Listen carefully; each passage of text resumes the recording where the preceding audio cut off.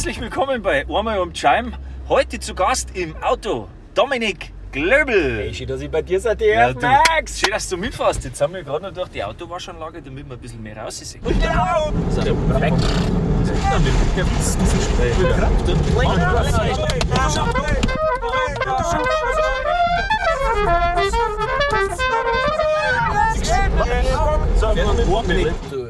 Mal links fahren da? Du teilst mir einfach. Links. Wir fahren quasi jetzt in Dominik seinem Guy umeinander. Wir fahren jetzt da hin, wo ich ursprünglich herkomme. Auf Schwimbach, dass du das einmal siehst, weil das muss man gesehen haben, wenn man es nicht. Und da hast du mir schon gesagt, das ist das größte Dorf Bayerns. Genau. Warum? Von der Fläche her. Weil Einwohner habt ihr nicht so viel. Nein, Einwohner haben wir nicht viel. Ich glaube, dass ich nicht liege, irgendwas 400 oder sowas. Aber es ist halt da ein Haus und dann ist da ein Haus und da ein Haus. Und früher waren um das Haus und die Felder, die zu dem Hof dazugehört haben. Also ich bin auch auf dem Bauernhof groß geworden, da waren auch unsere Felder waren ums Haus rundum. Das war immer das Schönste, wenn ich von der Schule heimgekommen bin. Der Opa hat immer gackert. Schulheim, die Schultaschen reingeschmissen, dann ist der Opa mit dem Bulldog hingefahren am Rasen. Dann bin ich durchs Haus durchgelaufen und beim Opa im Bulldog eingestiegen und dann am Nachmittag Und ist weitergegangen. Ja. Haben wir gackert. Das war's. Super. Und gackert, also geratscht mit anderen Worten. Genau, gell? ja, viel top, haben wir nicht gesagt, aber Bulldog hat er in Furchen, also in Drillen reingefahren und dann fährt er auf ihn selber und dann hat er immer sein Hand so am Schoß gehabt. Also ich bin ja da gesessen und sein Hand hat da immer an meinem Schoß aufgelegt, das werde ich nie vergessen. Und Bulldog ist freundlich gefahren und er hat so sein. Und so ein Wir fahren gerade aus Weiter, oder? Links, oder? Wir fahren links, Genau. du teilst mir einfach Ja. nicht mehr um, wir fahren. Du, aber war das auch was gewesen für dich? Du bist eigentlich durch und durch, kurz einmal vorgestellt, Dominik Glöbel, ihr kennt ihn nicht, man sieht ihn überall, eigentlich ist ein bunter Hund in der Medienlandschaft, Musiker durch und durch, hat Gymnasium hinter sich, hat er mal schon erzählt gehabt, aber eigentlich immer nur Musik im Kopf gehabt, das war schon ein musisches Gymnasium, gell? mehr oder weniger. Da hat er, jetzt pass auf, Klavier gelernt, aber dann auch ganz wichtig Trompete, und so kennt man eigentlich. Also ich habe ihn das erste Mal wahrgenommen, muss ich sagen, mit die Bayerischen Löwen damals. Und da habe ich ihn schon gesehen in so einem Königsgewand, recht königlich, einfach durch und durch positiv, eine Rampensau ist er, der Dominik. Er ist Moderator, er ist im Fernsehen zum Singen, er ist in verschiedensten Formationen, da gehen wir nachher noch drauf ein. Und wieder zurück zu der Frage, war Landwirtschaft auch was gewesen für dich? Nein, das habe ich von vornherein gemerkt, da muss man zu viel arbeiten. Und das Lustige ist, mein Opa... Musiker besser, gell? Ja, mein Opa, dann hat das mit der Musik angefangen und mein Opa hat dann, das werde ich auch nie vergessen, zu mir gesagt, Dominik, eigentlich müsstest du Pfarrer werden. Oh. Weil dann musst du bloß einmal in der Woche am Sonntag Mess lesen und dann hast du den Rest von der Woche frei. Schaut mal, Dominik, schau mal ganz nah in die Kamera rein. Meint ihr, war er ein guter Pfarrer geworden? He? Ich glaube, eine Fernsehserie war gut gewesen. Wobei mit den Pfarrern weiß ja jeder, wie es Aus läuft. Schwimbach. Oder ich weiß. Ja, sogar ein Landpfarrer, das glaube ich, hätte ich schon gut in einer guten Pfarrerskirche. Nein, aber- Und dann hat er später, wie das mit der Musik dann habe ich ja angefangen Blasmusik zu spielen und da war der Opa beim Auftritt dann öfters dabei. Und dann hat er gesagt, oh, Dominik, wir ein Musiker, weil, weißt du, Musik haben alle brauchen. Die Leute heiraten, die Leute sterben und zum Heiraten und zum Sterben brauchen sie immer eine Musik. Das stimmt. Musik brauchst du immer. Und du erreichst auch Menschen damit. Gell? Und du hast schon ganz viele Menschen erreicht mit deiner Musik. Das ist losgegangen, dann hast du vorhin erzählt, der Spezi in der Klasse waren 2 Jungs und der Rest waren Mädels. Einer hat Gitarre spielen können und du hast aber schon Trompeten. Genau, der Gell? Urs hat immer mein Klassenkamerad. Also wir waren am Anfang 7 Burmer in der 5. Klasse, aber die sind so nach der Reihe bis zur 11. Klasse sind die dann immer weniger geworden. Da waren wir bloß noch 2 Jungs und 28 Mädels. Und das Lustige war, wir haben eine bildhübsche bei uns in der Klasse gehabt. Ich sage jetzt keinen Namen, aber ein Mädel und von der wollten wir beide was. Aber am Schluss war dann der Urs mit ihr zusammen. Battle verloren. Ja. Weil der Urs macht nämlich aber Gitarre nichts. gespielt hat. Der Urs hat Gitarre gespielt und ich Trompeten und Klavier. Und beides, Trompeten und Klavier, ist schwierig zum Lagerfeuer zu transportieren. Aber der Urs hat halt immer seine Gitarre dabei gehabt und hat alles spielen können. Oasis, Green Day. Und da warst du natürlich der Hero. Ja, da bist du beim Lagerfeuer der Heroes, hat mein Papa gesagt. Burle, eine Gitarre, das kannst du immer brauchen. Aber der Opa hat es quasi schon vorweggenommen. Du bist durch und durch Musiker, du spielst in verschiedensten Formationen. Und gerade aktuell ist was Neues rausgekommen von Die Schlenkerer. Genau! Wir haben eine geile neue Band, die Schlenkerer. Das ist ein lustiger Name, gell? Warum nennt man sie Ich mache Schlenkerer? jetzt keinen Schlenkerer, ich bleibe mir auf der Nein. Fahrbahn, aber Schlenkerer beschreibt es eigentlich so gesehen ganz gut, weil ihr macht durch und durch Volksmusik, aber schon mit Einflüssen, die mal positiv, konstruktiv ausufern, oder? Genau, also Moderne Einflüsse. der Fritz Winter ist, es gibt keinen Chef bei uns in der Band, aber der Fritz Winter, wenn man sagen darf, wer ist der Chef, dann ist es der Fritz. Vielleicht kennt ihr den Fritz Winter, der Tenorhorn Gott muss man schon sagen, von der Kapelle Josef Menzel. Und er hat aber seine Göttin auch bei uns dabei in der Band, an Jürgen Malterer, die beide sehr, sehr schön zusammenspielen.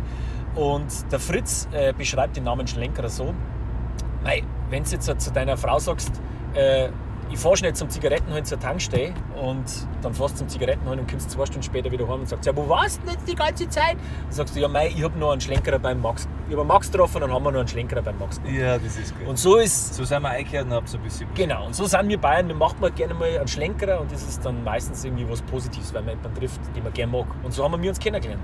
Der Fritz hat halt einen Jürgen dazugeholt, eben am Tenorhang, und einen Höchel Christian, ein ausgezeichneter Trompeter, der auch bei uns im Gai wohnt. Und Solo-Trompeter bei der Dresdner Philharmoniker ist. Den kennt auch von German Brass. Und dann der Hochkaräter. Er ist ein Wahnsinnstyp, ein Stier, eine Maschine. Und der Vollner Frankie, den kennt ihr vielleicht von den Volksfestmusikanten, Straubinger Volksfestmusikanten, ein wahnsinnig guter Typ ist. Ja, und dann haben wir im Lockdown angefangen, uns mal zum Treffen. Im ersten Lockdown, also im März 2020. Und haben gleich gemerkt, das funktioniert eigentlich ganz gut. Jetzt muss man da links. Wollt ihr mal was hören von den Schlenkerer? Ja! Wir fahren ja einmal mit dem Jam, und der Dominik hat extra CD brennt. Da sind ein paar Tracks drauf, und ich sehe schon am Display. Ja, hau den rein. Die schöne Helena. Jetzt Ja, machen wir von vorn, Den hat er geschrieben, der Dominik, gell? Den Titel. Jetzt pass auf. Ist das nicht eine schöne Musik?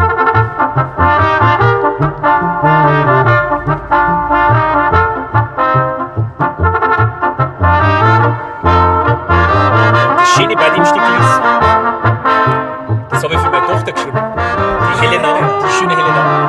Und habe zu Helena gesagt, du, ich habe für dich ein Musikstück geschrieben, das kommt auf unsere neue CD, und da ist sie total stolz drauf. Und jetzt hat sie gestern ein Freundebuch ausgefüllt für ihre Freundin, und dann ist die Frage, mein Lieblingsstück. Und ich sitze neben ihr und sagt sie, die schöne Helena. Und dann ich so, da ist der Papa natürlich, ist der Papa natürlich stolz. Wie lange hast du gebraucht für die Komposition oder die erste Idee? Wann ist die gekommen? Ja, ich gehe immer gerne laufen oder Radl fahren. Und wenn ich dann unterwegs bin, allein, dann kommen meistens so die Ideen. Also bist du allein, dann machst du ein bisschen Reset, und dann fängst du zum Singen oder so. Oder unter der Dusche pfeifst du mal so dahin. Dann nehme ich mir immer das aufs Handy auf und pfeifst ein, und dann baue ich mir das halt so zusammen, habe so meine Ideen da drum und so, ach, da kannst du doch das und das und das bauen. Und die Nummer habe ich ehrlich gesagt ziemlich schnell gehabt. Also den Anfangsteil, also ich glaube so auf 3-4 Stunden ist die dann. Ich musste dann noch zusammenbauen, also schreiben, aber es ist relativ schnell entstanden. Ja, super, du schreibst mehrere Songs, gell, auf deinen neuen CD, auf deinen Ja, Platten. das Lustige war, dass der Fritz... aber alle, ja, gell? Genau, der Fritz hat dann die erste Probe hat gesagt, ja, ich habe da was mitgebracht, und hat dann gleich mit 3 Kompositionen aufgelegt. Und das hat gleich super da, und habe ich gesagt, ja, darf ich auch was mitbringen? Ja, und dann spielen wir deine Sachen. Notenheftel gibt es ja, gell? Genau, und jetzt gibt es zu unserer CD zusammen gibt es nämlich jetzt ein Notenheftel mit 9 Stickel eigene Kompositionen von uns. Und das Schöne ist, viele Blasmusiker spielen miteinander, kennen Blasmusik, aber man braucht immer irgendwie einen Gitarristen dazu oder einen Zierer. Also immer ein Akkordinstrument. So eine Begleitung. Eine Begleitung. Ja. Und wir haben jetzt was geschrieben, wo du zu 5. Musik spielen kannst, ohne ein Begleitinstrument, weil die Begleitung dabei ist. Also wenn man halt nicht mal durchspielt, spielt man einen Nachschlag. Okay. Und dann groovet's. Kannst du euch selber begleiten? Kannst dich selber begleiten. Und sowas gibt es eigentlich noch nicht. Und deswegen, jeder von euch besorgt euch das Heftel, oder was? Dann könnt ihr nämlich schön Blasmusik spielen. Mit einem Freund, und zwar mit einer Flöte, mit einem Saxophon und was weiß ich nicht alles. Es geht alles, das ist herrlich. Komplett aufgestellt. Cool. Du, wir sind gerade bloß mal als Hinweis für euch in Atting. Atting sind wir. Meine Hut, jetzt fahren wir gerade an der Kirche vorbei. Dominik sei Hut. Genau, jetzt musst du geradeaus. Immer geradeaus, immer geradeaus. Vorher und aufgewachsen bist du aber eigentlich Da ist das Dorfwirtshaus. Schwambach, hast du gesagt. Dorfwirtshaus, ganz wichtig, da trifft man Dominik ganz oft. Schwambach bist du aufgewachsen und geboren bist in Straubing, gell? Weil ich vorher schon, also 9, die Zahl 9 hat er gesagt, nein, Ja, genau, immer geradeaus, immer geradeaus. Genau, geboren in Straubing. Durch und durch Niederbayern, oder? Durch und durch Niederbayern. Das Lustige ist, wenn man mich anschaut, schau, die schwarzen Haare. Ich bin ab und an, muss ich sagen, Verwechselt worden. gehe ganz gerne mal, wenn es die Zeit zulässt, so eine Shisha rauchen in so einer Shisha-Bar. Das ist so ultimativ entspannend. Gibt's die bei euch im Wirtshaus auch? Nein, im Wirtshaus nicht, aber in Straubing. Shisha-Bar. Du flachst in so eine Shisha-Bar, hast eine Stunde Zeit, haust uns ein Pfeiferlein hin, und dann kommen so, meistens sind ja das Araber, die sowas betreiben. Und die sind alle total nett. Ich mag die total Sag gern. mal bitte, vielleicht gibt es einmal so eine Kette von dir, franchise-mäßig. Dominik's Shisha! Ja genau, Dominik Shisha, das kann ich echt nicht machen. Die kommen nämlich dann zu mir oder Ja. dann wechseln oft die Besitzer auch, warum auch immer bei so Shisha-Bars. Ja. Und dann kommen die her und sagen, und ich so, Ich verstehe nichts. na, Passt schon. du nicht Irak? Und ich so, na, nie dabei. Ach, du siehst aus wie aus Irak. Ja. Und die sind aber dann so nett. Magst du Eis? Ich so, ja, gern. Und Kriegst du Eis? genau, du kriegst da so ein Eis oder kriegst mir einen Tee und ey, ich stehe ja so auf die Araber und auf dieses diese unglaubliche Herzlichkeit. Ich habe zum Beispiel einen sehr, sehr guten Freund, das ist der Filmer vom Woodstock der Blasmusik, der Georgie, den kennst du wahrscheinlich auch, oder? Ja, klar. Der Georgie, der beim Woodstock der Blasmusik die ganzen Filme macht. Georgie Bro, I love you. Lebt in Wien, der ist Iraker und wenn ich bei dem bin, hey, eine Gastfreundschaft, da kann sich jeder Deutsche scheinbar abschneiden. Ihr kennt euch vom Woodstock, glaubt Vom ihr Woodstock, kennengelernt. genau. Da kommen wir nämlich erst zu einem wichtigen Thema. Wir haben vorhin schon ein bisschen geratscht, da werden hinter der Bühne werden da Stricherlisten geführt. Gell, das sind so ein bisschen diese Einblicke, die man kriegt, wenn man mit jemandem redet, der da auch schon moderiert hat und da immer wieder am Start ist, oder? Jedes Ja. Jahr, wenn es wieder ist, dann hat. Und der Georgie aber moderiert da auch, oder? Na, der Eric moderiert. Der Eric, Der jetzt Eric, sind den wir kennt bei ihr alle. Der Eric Papalaya, das Gesicht, sage ich jetzt mal, des Woodstock der Blasmusik. Und der Georgie macht die Filme. Und ich darf das jetzt auch moderieren. Seitdem ich den Hirziger moderiere, hat dann der Simon vom Woodstock gesagt, hey, hättest du nicht Lust bei uns auch ein bisschen durch das Tagesprogramm zu führen? Und da ich ja der Blasmusik sehr verbunden bin, weil ich ja Trompeter bin, finde ich das natürlich Wahnsinn, dass man sowas machen darf. Und da gibt es hinter der Bühne, bei den Bühnenmischer, das wisst ihr vielleicht nicht, gibt es eine Stricherliste an der Wand. Und zwar werden Stricher gemacht, wie oft ein Stück gespielt wird. Der böhmische Traum steht auf der Liste, von Freund zu Freund, vom Viererblech. Die südböhmische Polka steht auch dabei. Und was ist dann noch dabei? Da will man schon dabei sein. Andere nehmen wir Sound vom schnell, Rhein. oder? Südböhmische. Ja, Das ist das, was dann letztendlich genau, gerade das. am meisten gehört wird, hast du gesagt. Genau, und das ist auf Platz 1, seitdem ich dabei bin. Immer schon. Und wir haben das aufgenommen mit den Schlenkerern. Ganz gepflegt.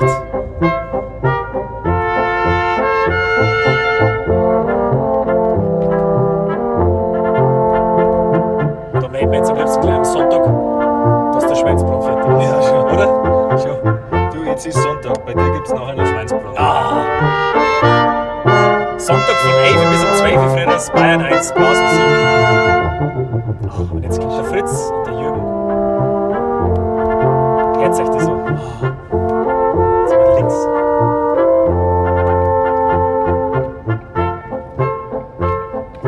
Ah, schön. Habt ihr erst vor kurzem aufgenommen, oder? Ja, vor kurzem im April 2021 haben wir es aufgenommen. Aber es war ein bisschen längere Findung des Sounds, sage ich jetzt mal, weil ja, die Jungs sind sehr kritisch mit sich selber, sage ich jetzt mal. Also die wollen, dass das wirklich hundertprozentig passt. Also ich bin dann so, wenn das mal eingespielt ist, dann, es ist immer bloß eine Momentaufnahme, denke ich mal, wenn ich im Studio bin. Also das ist so quasi der Dominik am 24.04.2020. So klingt er. Ja. Dokumentiert, genau. Und dass sich das ja alles entwickelt, ist ja eh klar. Und die Jungs haben aber gesagt, so, nein, das muss einfach tippitoppi sein. Und da haben wir ein bisschen braucht, einen Sound zu finden, der alle passt, weil wir auch demokratisch organisiert sind. Und du hast selber eine Band. Gut so. Wie ist das bei dir? Seid ihr Demokratisch organisiert, ja, ganz klar. Das sind manchmal längere Wege, aber irgendwie findest du immer einen Nenner. Da schmeißt die zusammen, spielst die zusammen. Aber du, da ist jeder ein bisschen anders. Perfektion, ich sage mal, perfekt ist nicht perfekt. Ganz perfekt bringst du es nie hin, weil dann geht die Natürlichkeit verloren. Links hast du gesagt, geradeaus. Geradeaus, Entschuldigung. Perfekt. Ich bin ja so, und da sind wir beim guten Thema, ich komme ja aus dem Jazz, also ich habe Jazz-Trompete studiert und nicht Klassik-Trompete. Und mein Lehrer damals am Gymnasium, der muss jetzt dann da links, der Norbert Ziegler, der mich sehr geprägt hat selber Klassik-Trompete studiert, hat damals auch noch Meisterklassik gemacht, das war so sowas wie halt der Master. Da haben wir dann zur Abschlussprüfung ein Radiokonzert spielen müssen. Also es wurde live im Radio übertragen, 3/4 Stunde, alles auswendig, es war richtig so, also du hast wirklich gut spielen müssen. Da war der Druck groß. Da ist der Druck groß, ja. Ja. Und ich war nie so, nie so der Perfektionist, sag jetzt mal, auf der Trompete auch, da ist dann auch mal was daneben gegangen und so, haben wir aber auch nie so viel drum geschissen. Und dann hat der Norbert schon früher gemerkt, immer geradeaus jetzt. Ja, warte, tu dir den mal jetzt ein Pudel einblenden. Ich habe nämlich beim Dominik vorher ein bisschen ins Album reinschauen dürfen. Da gibt es ein Pudel, da warst du immer mit deinem Papa unterwegs. Ja. Zum Thema nicht perfekt, aber der Tag war gut. Ja. Einfach laufen lassen, da hockt er nämlich da dann am Boden und Ja. dann steht die Trommel. Gell? Ja, Von da, der- das war, da haben wir am Tag davor, da haben wir eine Fahnenweih gespielt in Horschbach, im Nachbarort. Und am Tag davor war lang Party und ich war lang in der Bar mit dem Jägermeister. Der Spezi quasi. Der Beim Jägermeister. Spätsinn und am nächsten Tag haben wir dann irgendwie Frühschoppen spielen müssen und ja, da ist es mir nicht so gut gegangen. Und da habe ich auf dem Pult kurz Pause gemacht. Das war aber irgendwo eine Meisterklasse. Jetzt zurück zum Thema, Entschuldige. Ja, und der Norbert hat halt dann gemerkt, der Dominik, der wird nie so ein Klassiktrompeter werden. Und hat da schon, der Jazz, das kann so das, was ihm gut gefallen wird. Und hat mir dann schon früh so Bands nahegebracht, da ist auch was auf der CD, du mir so. Ja, der mal her. Suchst du schnell her? Genau, so Das Bands tut mir nahegebracht, die wie eine Trompete auch klingen kann. Und zum Beispiel das da. Ah, genau, das da. Ah, nein. Ne? Ah, drück mal. Aber das macht auch nichts. Das ist auch die Musik. Das sind jetzt die Schlenkerer. Jazz kann einfach so schön sein. Spielst du mit dem vorher? So 20er Jahre Mississippi-Dampfer. Okay, cool. Gefällt mir. Ja, es ist. Ihr macht ja Weltmusik, kann man sagen. Gell? Genau. Also das ist jetzt halt ein richtiger New Orleans Jazz.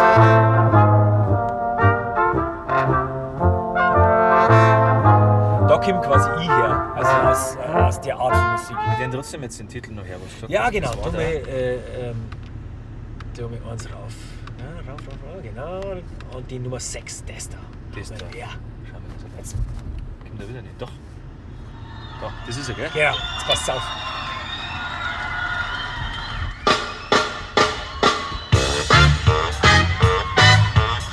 Wir schaffen Dominik. Ladies and gentlemen, from Oakland, California, epic recording artist, Tower of Power! Yeah, yeah! Das ist unser Hauptsau. Give it more! Richtung Bergkampf. Yeah! There's all kind of music everywhere you go. Some folks like it fast, some like it slow, some like it Oh Mann, ist das geil. some like it blue, some folks like it all. Gib mir die and some Horns. like it new. Now I'm not knocking country, and I'm not rapping rap.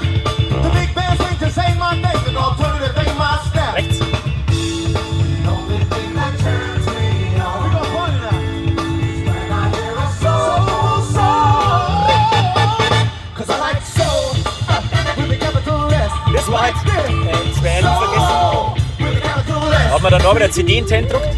Tower of Power Live-Album. Und ich stehe total auf Live-Alben. Ich war schon im Radio, werden es nie gespielt, aber im Live-Album finde ich, da hörst du einfach, ob eine Band was kann und ob das groovt, ob das echt ist, weil im Studio kann man, das weißt du selber, kann man so viel basteln. Was viel basteln. Ja. Wenn du eine Radiosendung machen darfst, welche 5 Titel müssen da laufen? In der Radiosendung. Unter anderem der natürlich. Es kommt immer drauf an, worüber die Radiosendung geht. Weil wenn ich jetzt Deine sag, Radiosendung. Du darfst Meine frei Radiosendung? aussuchen. Vielleicht gibt es es irgendwann mal. Also, was ich ja unglaublich gerne mal machen darf, war eine Rock-Radiosendung. Ich bin so ein unglaublich großer Rock-Fan. Und Ja. zwar, immer gerade aussetzen. Ja, wir machen das wie aber in der Führerscheinprüfung, da musst du auch links und rechts schauen. links Das und sind rechts, ein ja, Bahnübergang. kein Zug. Kein Zug. Ich bin ein riesen Glam-Metal-Fan. Glam Und, Metal. ja, und da kommt so ein bisschen. Da muss ich jetzt ein bisschen ausholen. Und zwar, ich bin groß geworden, das erste, was ich gehört habe, war Freddie Mercury.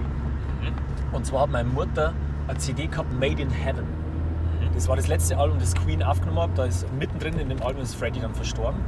Und ich finde, das ist das beste Queen-Album, Made in Heaven. Und das hat mir meine Mutter auf einem Kassettenrekorder überspult. Und das ist immer neben meinem Bett gestanden. Weißt du, so wie man als Kind ist und du weißt ganz genau, wenn du es abdruckst, wo ist die Play-Taste und wo ist Stopp. Das war nur so ein richtiger analoger Blindflug. Im Blindflug. Muss man dazu sagen, wir sind ein ähnlicher Jahrgang. 84er, 83er. Das waren die guten Zeiten, nur mit Kassetten haben wir angefangen. Ja. Und das Gute bei einer Kassette ist, du kannst nicht skippen. Also du kannst nicht einfach weiter skippen, sondern du musst das laufen lassen. Du darfst das durchhören. Du darfst es durchhören. Und das das war mein erstes Album. Das habe ich, glaube ich, wirklich ein halbes Jahr lang oder so habe ich das gehört. Und das ist in mir so drin, dass wenn ich das heute im Radio höre, zum Beispiel einer meiner Lieblingssongs ist Too Much Love Will Kill You. Kennst du den? Too Much Love Will Kill You. Kennst du den nicht? Auf Anhieb jetzt nicht immer. Ne? Du hast jeden Ton drauf, aber ich habe den immer. Und das fängt mit so einem Synthi an. Und da merkst du schon, das ist dann schon so diese Glam-Metal. Synthi und große Melodien und einen starken Sänger. Und da bin ich irgendwie bin ich da hängen geblieben. Und zwar auch bei diesem, wie soll ich sagen, bei dieser Bühnenpräsenz, die Freddie Mercury gehabt hat. Ja, so ein bisschen Freddie Mercury steckt schon ein, gell? Wenn man mal sieht, also live auf der Bühne, ich habe es vorhin schon gesagt, der Rampensau bist du schon, oder? Oder wie darfst du dich selber auf der Bühne beschreiben? Ja, es trifft es, glaube ich, schon. Rampensau, gell? Ja. Das warst du immer schon so. Und Aber da du muss ja. man- Ja. Du ja. Da bist du schon ein bisschen unterwegs. Jetzt pass auf, aber es gibt auch, du hast da früher angefangen, um immer wieder so Anekdoten mit einfließen zu lassen, weil der Dominik hat mir schon ein bisschen was erzählt daheim. Du hast einmal witzemäßig angefangen, gell? Bei Ido Ja, war im- oder Ido war. Ido was? war in Straubing. Im also Internet damals schon, aber da waren wir noch. Internetmediendienst. Da hat es noch nicht so viel Internet gegeben. 2004, wie war denn das Internet? Da glaube ich, war noch so mit DSL, Standleitung und sowas. Da hast du mit Witze, ja, Modem hat es geheißen, haben wir da. Modem, gehabt. genau. Modem, das ist dann extrem langsam gegangen, da hast aber du schon Witze ins Internet gestellt, oder? Ja, ich habe ein Zivi gemacht in Straubing, Zivi beim Bund, Naturschutz, Kröten über die Straße drum und so. Und da waren sie natürlich, ich darf jetzt nicht sagen, dass uns Fahrt war, weil sonst schaut das ja jemand. Nein, wir haben halt manchmal Zeit gehabt und gegenüber war das Straubinger Tagblatt. Und da habe ich halt auch schon Leute kennen von der Schule her, die halt da irgendwie Journalismus gemacht haben. Der Schaurer Uli zum Beispiel, Uli, guter Freund von mir, cooler Typ, sei gegrüßt. Und da bin ich dann irgendwann mal rüber und dann haben die gesagt, magst du nicht einfach mal so Witze verzeihen? Wir nehmen das auf und du verzeihst uns mal 10 Witze und dann wir jeden Tag in der Früh auf unserer Startseite so einen Witz von dir veröffentlichen. Und das haben wir gemacht und das ist dann irgendwie total gut angekommen. Und dann habe ich ein Zeitungsinterview gekriegt und habe da auch gemerkt, dass irgendwie Entertainment irgendwie auch in mir drin liegt. Also nicht bloß Trompete spielen. Da ist eigentlich so losgegangen, oder? Ja, Das genau. taugt da und Entertainment, Bühne, das war dein Ding. Ja, ich war nie, muss ich dazu sagen, ich war nie der absolut beste Trompeter. Es ist einfach so, also Bescheiden. nein, es ist wirklich so. Es gibt wirklich viel bessere Trompeter. Aber ich habe gemerkt, dass du mit und so haben auch die Löwen irgendwie dann auch größer geworden, dass du mit Entertainment, also wie du was präsentierst, du gewisse Sachen auch transportieren kannst. Wir haben zum Beispiel mit den Bayerischen Löwen ein super Mosh-Medley gespielt. Und dann hat einmal so einer, der beim Ernst Hutter wirklich mitspielt, also bei der aktuellen Besetzung, hat zu mir gesagt, das ist viel schnell, wie ihr das spielt. Ja, es ist viel schnell, das stimmt, aber die Art und Weise, wie wir das präsentieren, ist einfach so lustig, aber trotzdem eine Hommage, dass man das einfach machen kann. Und der Erfolg hat uns damals recht gegeben, dass wir das gemacht haben. Du und ganz ein wichtiges Thema, du hast ja studiert Musikwissenschaften und Ja, was hast du noch das war studiert? lustig. Also, oh Gott, jetzt gibt es einfach ein super Thema. Ja, Philosophie habe ich studiert. Ich war in zwei Vorlesungen, der kategorische Imperativ von Kant. An das kann ich mich erinnern und in der anderen habe ich geschlafen. Ja, es war nichts für mich, aber Du liebst die Sprache. Sprache ist auf jeden Fall super. Ich habe Deutsch immer schon ein wenig in der Schule und habe Theater gespielt auch in der Schule schon. Und dann wollte ich eigentlich nach meinem Abitur Radio machen. Ich habe ein Vorstellungsgespräch bei Gong FM gehabt. Der Schreiner Willi, vielleicht schaut er das ja auch, der Willi, der war damals Geschäftsführer von Gong FM. Ich wollte Radiomoderator werden, aber das ist was für mich. Du kannst schön labern. Und dann hätte ich das dann auch den Platz auch gekriegt und jetzt rechts. Und dann bin ich aber lieber nach Minga gegangen und habe dann eben Philosophie und Musikwissenschaft studiert und war schon mit Minga und habe da Kontakt geknüpft und habe mir gedacht, ja, das wird schon mit der Trompete irgendwas werden. Aber ich liebe einfach Sprache. Also ich liebe Gedichte, ich liebe das, was man mit Sprache machen kann. Mit wie wenig Worte du irgendwas ausdrücken kannst, aber auch mit wie viel Worte du nichts sagen kannst. Und verfolgt es jetzt natürlich in meiner Zeit, wo ich jetzt schon Moderator bin im Fernsehen, schauen wir eigentlich mehr so Fernsehmoderatoren und schauen wir so, wie die Informationen verpacken. Und ich bin mit Radio groß geworden. Also ich mag Radiomoderatoren, mit dem Fleischi bin ich groß geworden, mit dem Matuschik bin ich groß geworden. Ich habe mir das Gottschalk war noch ein bisschen vor meiner Zeit, aber ich habe so Radioshows gehört. Zum Beispiel kennst du die Tobias Summit Show bei Radio Bob? Nein, Der spielt von 11 bis um 12 in der Nacht spielt der nur so Glam Metal. Und der kommt aus der Szene und stellt da echt Songs vor, die du normalerweise nie hörst. Und das höre ich dann oft, wenn ich vom Auftritt heimfahre, höre ich das und dann läuft es echt so weit, oder kommt es so weit oft, dass ich mir Alben kaufe, weil der die gespielt hat. Dann schreibe ich mir das auf oder merkt man das, was das für Bands sind. Und dann kaufen wir ein Album, weil man denkt, boah, ist das geil. Zum Beispiel Ty Kettle, diese Band aus New York, wo ich vorher erzählt habe, das habe ich mal in der Radioshow gehört. Schau mal, da waren wir vorher. Ah, unser Waschanlag! Haben wir schon wieder vorbei? Auf jeden Fall ist Sprache ist für mich ganz wichtig. Und auch Kommunikation und was du mit Worten machen kannst. Es gibt so schöne Worte. Ja, Schwarmasobi. Wir haben es ja vorhin gesungen gehabt. Das Ja. ist auch Schwarmasobi. Ja. Das ist Dialekt positiv. ist sowas Geiles. Ich sage einmal bei uns bei den Wirtshausmusikanten, hey, red's Dialekt. Dialekt ist so wichtig. Weil da, wo wir herkommen, das hörst du, wo du her bist. Und jeder Dialekt ist schön. Ja. Weil der Dialekt deine Heimat ist. Und Heimat meine ich jetzt nicht im Sinne von AfD oder so und nur wir sind wir, sondern Heimat ist einfach ein Stück Gefühl Identität. von daheim sein. Das ist Ach, der Identität, ja, genau. genau. So hast du das gesagt. Das du in dir drin hast und das tragst du mit deiner Sprache nach außen. Und das ist so schön, wenn ein Mensch sowas hat. Bei uns in Bayern gehört das zu uns dazu. Wir sind ja aufgewachsen. Genau. Haben wir in die Wiege gelegt gekriegt. Ja, Gott sei Dank. Und ich finde, das gehört da wieder mehr ins Radio. Radio ist bei uns, finde ich, ein bisschen glatt geworden. Also Bayern 3 hört sich an wie Radio Energy oder hört sich an wie alles andere. Und Bayern 1 ist jetzt das, was Bayern 3 vor 10 Jahren war. Und es war halt schön, wenn es einfach nur Radiomoderatoren mit Ecken und Kanten gab. Der Matuschik war so einer. Da war einer, genau, Ecken und Kanten. Aber du hast es vorher schon gesagt. Es gibt ja unseren Fleischi, gell? Ja, und der Fleischi war auch einer. Den hat, wenn du in der Morning Show gehört hast, der hat Dialekt geredet. Ja, genau. Und dann hat es halt die anderen zwei gegeben. Am Anfang war er allein, dann waren es glaube ich zu zweit und dann waren es zu dritt. Und jetzt macht er MyFM. Das ist eigentlich der Ja! Sender. Können wir da nicht einmal was mit miteinander machen, Fleischi? Eigentlich Sendung, hä? Der Niederbayer und der Niederbayer? Niederbayern im Niederbayer. Ein Niederbayer. Ein Niederbayer. Ein Niederbayer. Müssen wir gleich mal einen Song machen. Das geht. Niederbayer. Kann man noch was machen? Niederbayern. We go low. Niederbayer. Low. Niederbayer. Low. Richtung Essenbach in die Garage vom Fleischi. Ja, geil. Grüße raus. Zurück zu deinen 5 Titeln, die du in deiner Radiosendung machst. Du kommst bei ja. raus. Also bei Queen waren wir, was muss noch drauf? Also Glamour, hast du gesagt? genau, Ja. Queen muss auf jeden Fall rein. Und es muss auf jeden Fall was rein von entweder Avatasia oder Ed Guy. Kennst du die Bands? Edgar Kennst du. Das ist Tobias Summit, der Sänger. Aha. Avatasia oder jetzt habe ich eine total geile neue Band entdeckt, Ty Kettle. Kennst du Ty Kettle aus New York City? Da muss ich jetzt noch mal was dazu sagen. Zwar, ich bin am Dorf groß geworden und es hat bei uns in der Landjugend, da bin ich groß geworden in der Landjugend, Da ist er einmal hingeritten. ich habe kein Moped gehabt. Da fahren wir jetzt links, da Ja. fahren wir beim Weg. Und das Dorf war so groß. Genau, da fahren wir jetzt gerade hier auf Schwimbach und der Weg zum Landjugendheim waren über 1,5 Kilometer oder so. Da hätte ich mit dem Rad liefern müssen und alle haben, da musst du jetzt links, genau. Und alle haben halt schon ein Moped gehabt mit 16 und ich habe halt kein Da Geld steht gehabt. Heindling übrigens. Ja, da wohnt der Heindling. Sollen wir da schnell vorbeifahren? Ja, freilich fahren wir vorbei. Wirklich? Ja, Logo. Ja. Oder? Sollen wir klingeln?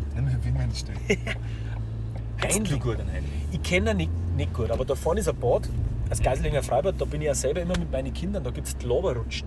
Und da hat es mir beim BR ein Interview gegeben, wo der Heindling da immer gerutscht ist. Ja. Und sagt, das ist mein Rutschen und da komme ich her.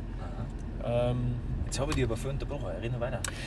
Heindling muss eigentlich auch in meine Radiosendung, weil meine Eltern waren riesen Heindling-Fans und leider ist der Song nicht auf meiner CD drauf, aber Liebe, kennst du? Liebe, ist das einzige, was Zeit. Schon mal gehört? Kennst du bestimmt, oder? Ist der einer von deinen Lieblingssongs?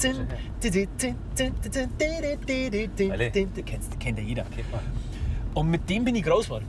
Ich bin mit meinen Eltern eigentlich nur auf Heindling-Konzerte gegangen.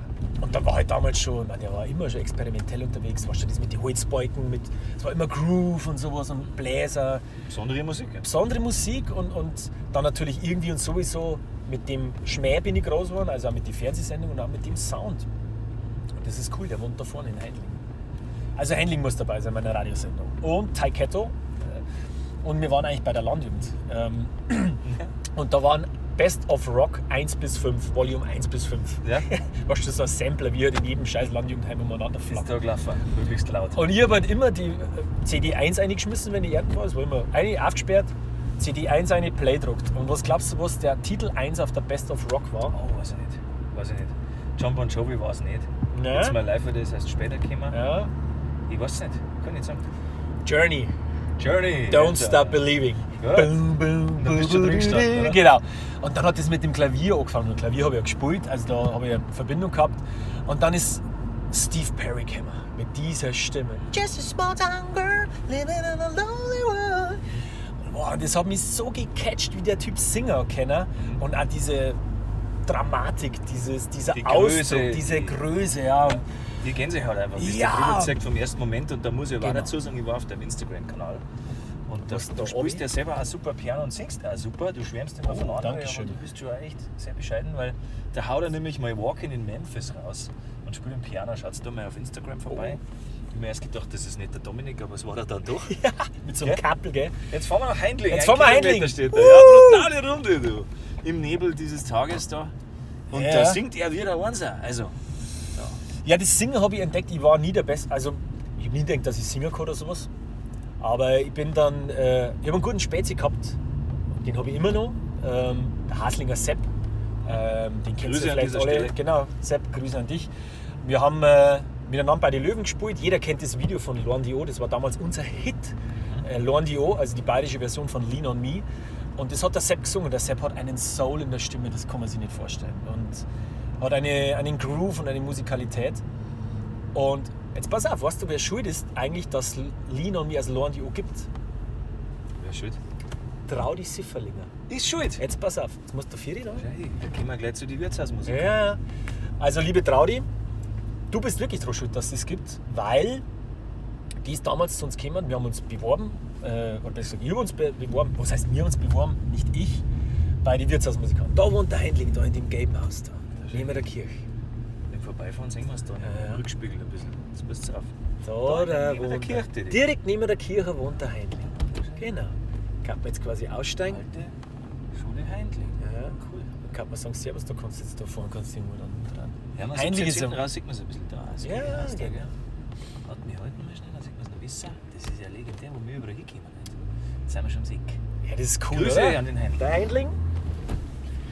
Und Traudi ist schuld im Genau, und dann- konstruktiven Sinne, dass sie das gemacht hat. Und dann ist es ja so, Traudi fährt dann so die Künstler hin und dann spielen wählt die Gruppen und vor allem die Musikstücke aus. Und wir haben Lean on Me gespielt. Und das ist ja so gekommen, war ein großer Simpsons-Fan und habe Simpsons, da gibt es eine Folge, wo es am Schluss in so einem Cabrio, da sind sie in Hollywood, sitzen sie in so einem, da kannst du jetzt so einen Turn runter machen, glaube ich, oder da irgendwie. Da war Sitzen das. sie in so einem, da kannst du jetzt quasi umdrehen, weil da geht es ins Nirgendwo. Achso, dann fahren wir zurück, ja genau. Sitzen sie in einem Cabrio und dann kommt Lean on me, when you're not strong, I'll be your friend. Und dann haben wir gedacht, eigentlich kannst du doch, eigentlich kann man das doch mit den Löwen spielen. Lean on me. Und dann haben wir eine Probe gemacht und wir waren alle im Schulchor und gewusst, okay, wir können da irgendwie singen. Und dann haben wir gesagt, hey, jetzt weißt du was, du mit der Tuba spielst jetzt mal unten so diesen Bass einfach und wir singen Oma dreistimmig drüber. Wir sagen, das ist ja ein einfacher Chor. Dann haben wir das halt ausgecheckt und der Sepp hat gesagt, ja cool, und er singt diese Lean on Me Melodie. Ja gut, und damals war es auch so, wir haben mit den Löwen immer probt am Freitag und sind danach ins Wirtshaus gegangen. Und haben dann das, was wir probt haben, im Wirtshaus im Bayerischen Löwen in Straubing, deswegen heißen wir so, Live-Probt. live probt. Da haben wir einen Wirt gehabt, der hat uns mengen, hat uns immer Bier und eine Brotzeit gegeben. Und irgendwann ist es halt so, einmal im Monat, am Freitag zusammen, dann war das Wirtshaus grammelt voll, weil die Leute haben gewusst, da kommen wir wieder. Und da waren wir es auch, weil da steht sein Auto. Ja, gut. Da kommen die Löwen und dann gibt es wieder was Neues zum Hören. Und dann haben wir Lean on Me gespielt. Und das war damals schon so eine coole Nummer und ganz was Neues mit Gesang und Blasmusik und so. Und dann ist Traudi gekommen und hat gesagt, ja, und das ist aber Englisch und wir haben eine bayerische Sendung, übersetzt doch das ins Bayerische. Und dann hat der Sepp diese Adaption des Textes geschrieben. Das ist nichts anderes wie eine Übersetzung ins Bayerische. Und dann waren wir beim Hirzinger und haben das gespielt und dann ist das medial. Damals hat es dann schon YouTube gegeben, ist das halt so durch die Decke Wann gegangen. war das ungefähr? Das war 2006, das weiß ich ziemlich genau. 2006. Gut. Bayerische Löwen angefangen habt ihr damals mit? 2003 haben wir angefangen nach der Schule, weil jeder hat in der Blaskapelle gespielt und wir wollten halt dann aber einfach unser eigenes Ding machen und haben da unsere Noten von der Blaskapelle halt zusammengetragen und haben das zu 5 probiert. Und dann haben wir schnell gemerkt, oh Scheiße, wir haben kein Akkordinstrument, keine Gitarre. Wir brauchen einen Begleiter. Also musst du immer begleiten, wenn du nicht Melodie spielst. Es war sehr anstrengend, aber es hat viel Spaß gemacht. Und dann waren wir gute Freunde und dann waren wir im Wirtshaus und haben gemerkt, hey, die Mädels finden das auch nicht so uncool. Und man kann Dann Bier seid trinken. ihr um die Welt gegangen. Ja, und dann haben wir irgendwann, ist der Flughafen München auf uns aufmerksam geworden. Dann haben wir mit denen nach Russland geflogen, weil bayerische Blasmusik, die haben immer so Roadshows gemacht und den Flughafen München beworben. Und da haben wir dann einen coolen Typen kennengelernt, an Florian Pötsch. Flo, sei lieb gegrüßt, du bist immer noch da. Wir sind immer noch befreundet und in Kontakt. Und mit dem Flo waren wir dann mit dem Flughafen München in Island, in Russland, in Singapur. Hey, und du kannst dir das vorstellen, wir waren Mitte 20 und waren mit unserer Musik Also jetzt komplett unterwegs. davon gelebt, auch, gell? Dann. Wir haben dann mal wirklich auch einmal eine Zeit lang davon gelebt. Aber wie es halt so ist, weil ich wollte es dann mehr professionell machen und die Jungs haben dann doch studiert und Lehrer waren und so. Und dann irgendwann Familien und dann geht es halt dann immer nicht mehr so. Und wir haben 16 Jahre lang miteinander Musik gemacht. Wahnsinn. Also 2019 bin ich ausgestiegen, aber 16 Jahre. Wachst mal zusammen. Alles erlebt. Da bist du dann ausgestiegen im Guten und hast gesagt, jetzt kommt ein neues Kapitel, oder? Genau, es ist viele Entscheidungen. Ich meine, du weißt es selber, wie es ist. Dann triffst du manchmal vielleicht auch nicht die richtigen Entscheidungen und viel funktioniert dann nicht mehr so und hast nicht mehr so die Zeit. Und irgendwann gibt es einfach auch den Punkt, wo man sagen muss, das war's jetzt und jetzt probiere ich was Neues. Und das erfordert dann auch ein bisschen Mut. Und Dann hat schon der Herr Winter angerufen. ja, das lustig war, ich habe dann aufgehört, das war für mich schon sehr bitter, das muss ich schon dazu sagen, weil es war meine Band und meine Jungs, Genau. wir waren am Woodstock und Eine Epoche war das, aber dann ist es weitergegangen mit den Schlenkerer. genau. Und weil du das gesagt hast, mit der Zeit. Mich wundert es immer, wie du es so gut schaffst. Weil du spielst ja nicht nur bei den Schlenkerer, Dreiviertelblut bist du auch am Start. Genau, Dreiviertelblut war auch schon viel weiter vor, also Dreiviertelblut hat dann auch, das gibt es jetzt auch schon seit über 10 Jahren, dass ich da mitspielen darf. 2013 habe ich gelesen. Ja, und das ist so mein musikalischer und emotionaler Hafen, muss ich jetzt sagen. Also es sind meine Jungs und das ist auch mein Spirit, der Gerd, der Wastel. Das Lebensgefühl, das ich auch vertrete, auch die Werte, die ich vertrete, das ist so alles in dieser Band. Und auch die Musik, die ich am meisten liebe. Und habe da meinen Platz mit Improvisation, aber auch zum Beispiel ist es so, da sitze ich auf der Bühne und sage gar nichts. Sitze ich nur da und spiele Trompeten. Und das fühlt sich total super an, neben dem Basteln. Lass die Musik wirken.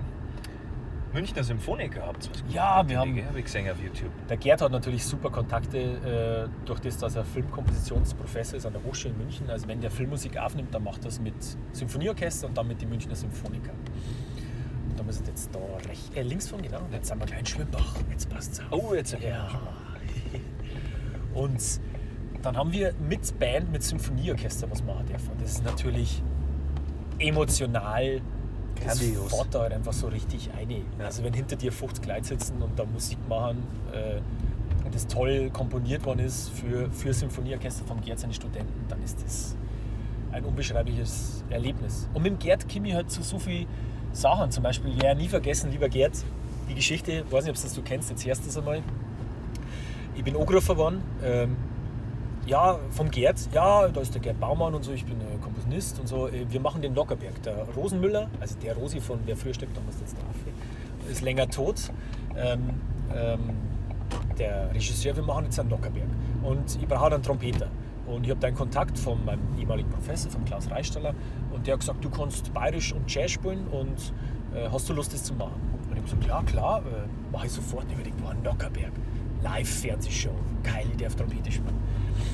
Dann bin ich da zur Probe gefahren, habe mich schön angezogen, Probe beim BR im Funkhaus, habe mich schön angezogen und gehe so ins Funkhaus rein, an der Pforte. Und dann geht so ein Typ mit alten Adidas und lange offene Haare und so am Hemd, so ein bisschen schlampert oder ausgeschaut, mit einer Zigaretten im Mund, geht an mir so vorbei, raus. Und ich habe mir gedacht, so, was laufen da für Typen umeinander beim BR?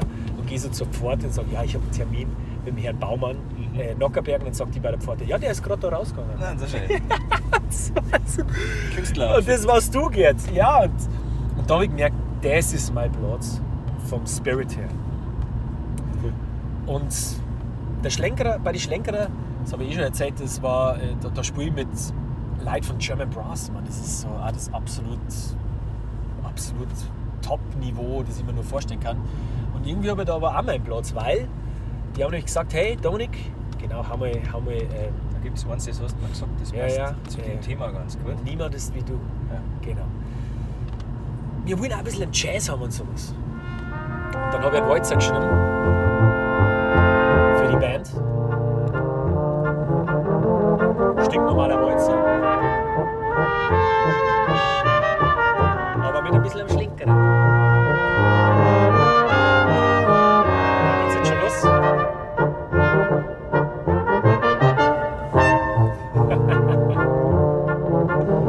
Müssen wir noch eine Stelle abwarten.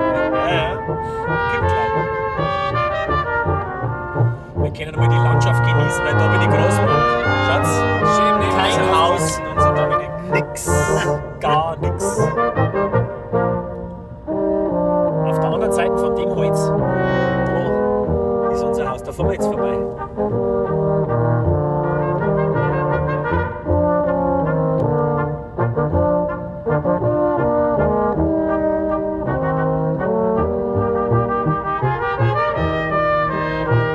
Jetzt kommt gleich die Stelle. Jetzt passt's auf.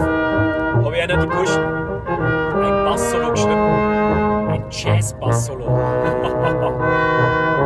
Little tricky. Jetzt kommt's.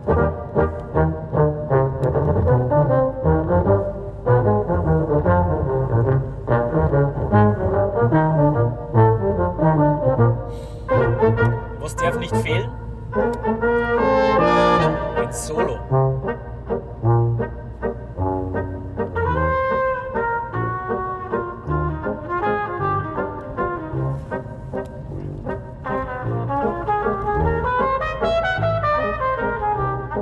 Jazz.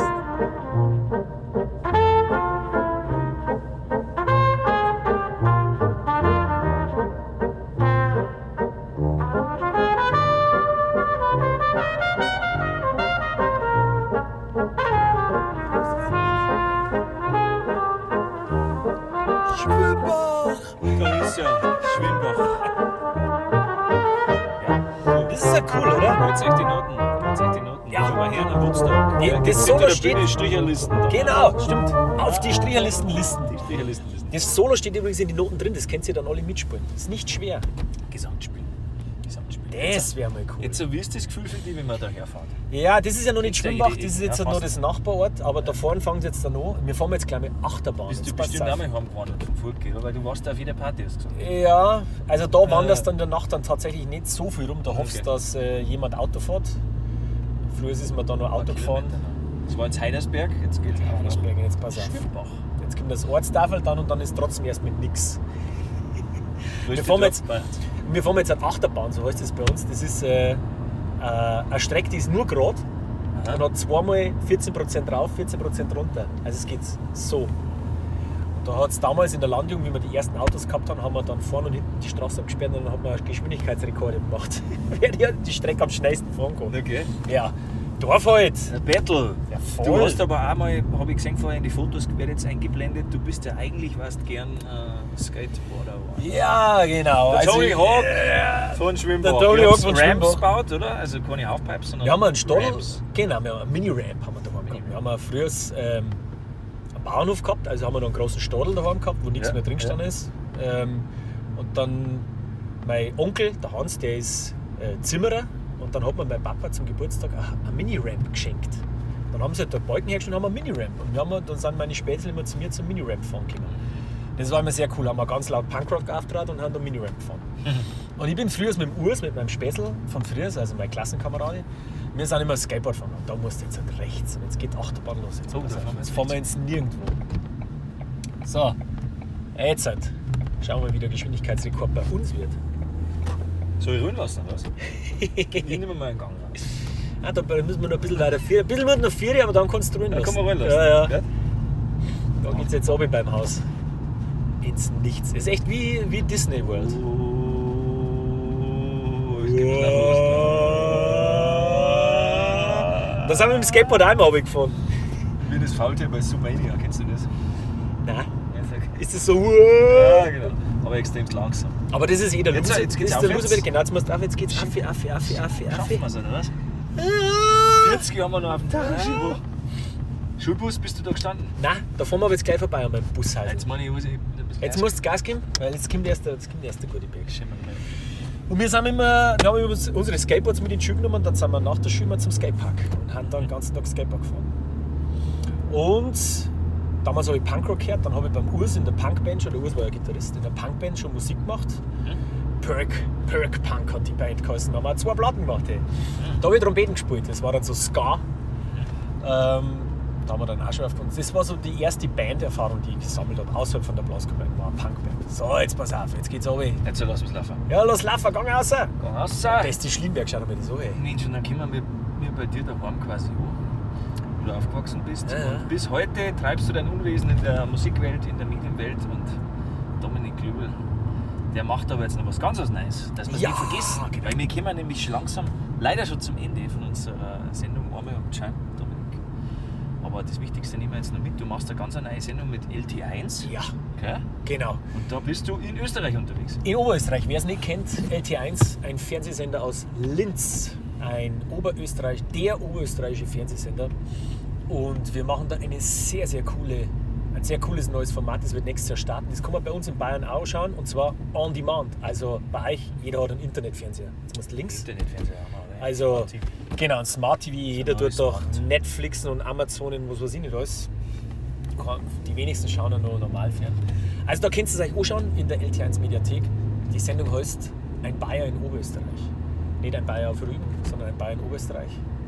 Und es wird 6 Folgen geben, es wird wie eine Netflix-Serie sein. Es gibt immer Staffeln. Und so, und jetzt müssen wir ganz kurz Pause machen. Jetzt sind wir da. Da bin ich groß geworden. In diesem Haus im Nebel. Das war mein Schlienberg. Da in dem Stadel drinnen, da war die Mini-Ramp. Jetzt ist sie nicht mehr da. Go.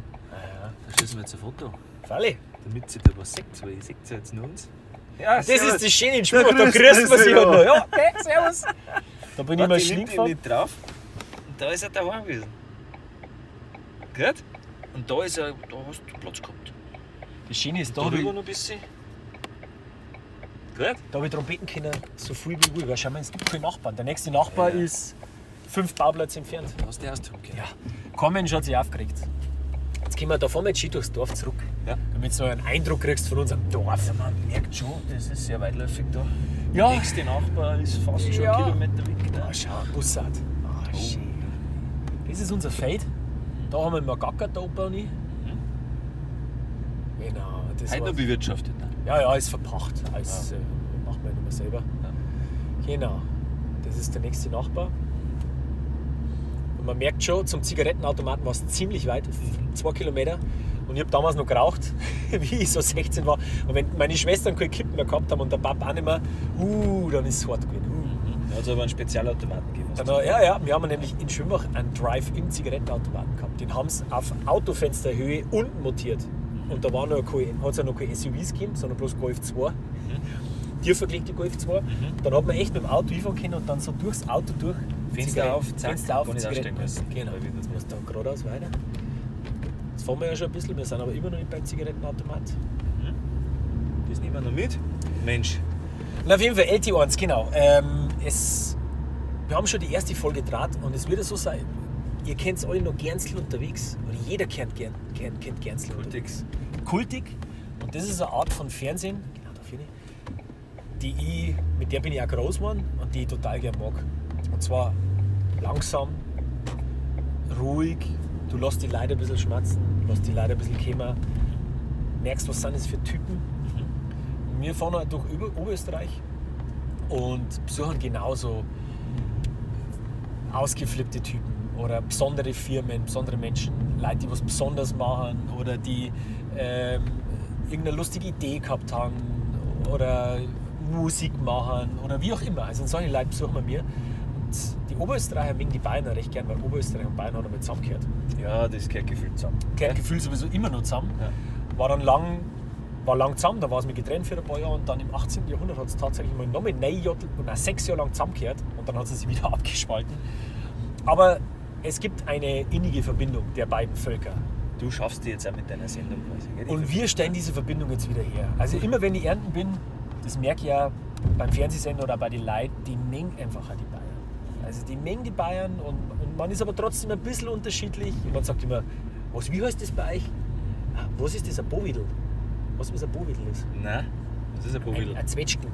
Ja, Also okay. ein Bovidel-Datscherl ist Aha. quasi eine Zwetschgentasche. Bovidel-Datscherl. Und es gibt so lustige, schöne Wörter, zum Beispiel Hageln. Jetzt gehen wir alle zum Hageln. Gehen wir wieder zum Arbeiten. Okay. Boah, ich muss jetzt heute noch hageln. Oh. Und das ist schön, wenn man das einfach so miteinander jetzt einfach mal so ein bisschen rausholen kann. Gemeinsamkeiten, Verschiedenheiten, Ja. trotzdem kommen zusammen. Und da passt jetzt irgendwie so viel zusammen, weil das Woodstock der Blasmusik ist ja ein Ort im Innkreis, du Ja. musst jetzt links aufhören. Ja. Also ein Oberösterreich und die Woodstock Crew sitzt in Linz. Wir sind mal mit den Schlenkerer bei Woodstock Music, die sitzen auch in Linz. Und LT1 ist auch in Linz und da passt jetzt einfach irgendwie wirklich ganz viel zusammen. Also Oberösterreich schaut auch aus wie bei uns, also sehr ländlich geprägt, ein sehr industriell starkes Bundesland. Es gibt viel Bauern, viel gute Industrie und einfach auch viel gute Typen. Und ich freue mich, dass wir das machen. Finde ich gut. Ja. Müsst ihr euch unbedingt anschauen. Ich ziehe es mir rein. Die Serie, gell, die Staffeln, hoffentlich gibt es ganz viel davon. Und ich sage jetzt an dieser Stelle, Dominik. Darf ich mir noch was wünschen? Ja, wünsch dir was. Ich Hören wir uns hätte- noch was an. Ja, wir hören uns noch was so und ich möchte mir noch was wünschen. Und Wünsch dir zwar, was. ich möchte unglaublich gerne mal mit dir schon wieder ein Trompetensolo spielen. Ja, das machen wir doch. Ausgemacht. Also ich habe euch nämlich gesehen, Ausgemacht. ich habe nämlich gesehen auf dem Woodstock der Blasmusik Headliner vor 2 Jahren, wie ihr die Hütte abgerissen habt. Und Mann, das ist für mich ganz nah dran an diesem Soul Spirit, wie wir vorher gehört haben, mit Tower of Power. Und Ja.